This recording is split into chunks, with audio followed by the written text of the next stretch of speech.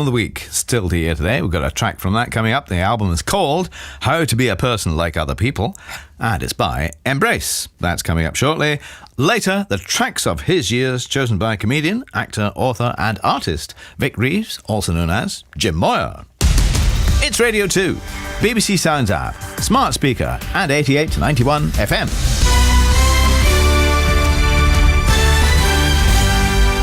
BBC News at 11 o'clock. This is Harvey Cook. Some of the UK's biggest pub and brewing companies are warning that the soaring cost of energy bills will result in a wave of closures across the industry. 6 of them have written to the government calling for help to stop jobs and businesses being lost.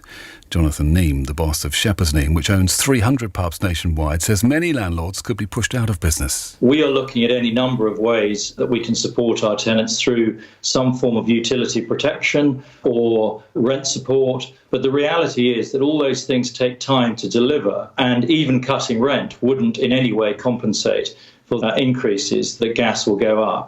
That is significantly higher than the rents in most pubs. The government has pledged to continue supporting the hospitality industry over the next few months. Ukraine says there's fierce fighting across much of the southern Kherson region. Kiev launched what it claims is a long-awaited counter-attack against Russian forces yesterday. But as our correspondent Hugo Bashego reports from Ukraine's capital, it's still not wholly clear what's happening. For weeks, the Ukrainians have been attacking Russian supply lines, infrastructure, deep inside Russian-controlled territory. Now, for quite some time, there's been a lot of speculation about whether the Ukrainians would launch a counter-offensive to retake Kherson from the Russians, and we could be seeing the beginning of it. Now, it's not yet clear the size of this operation, how big it is, how long this is going to last, but again, the Ukrainians are saying that there is a massive operation happening there.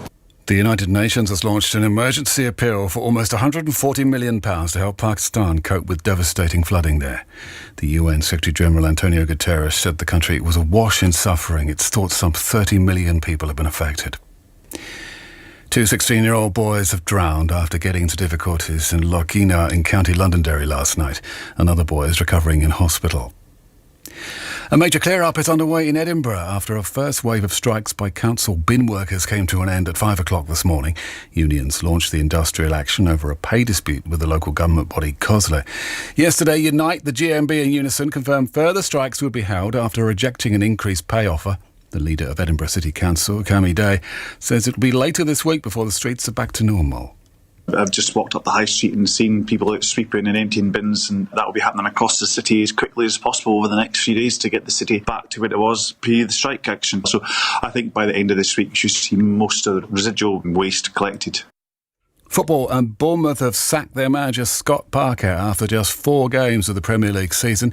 His side lost their last 3 games, including a 9-0 loss at Liverpool at the weekend. After the match, he said his side had been ill-equipped for the top flight. They were promoted only last season. And that's the BBC News at 3 minutes past 11.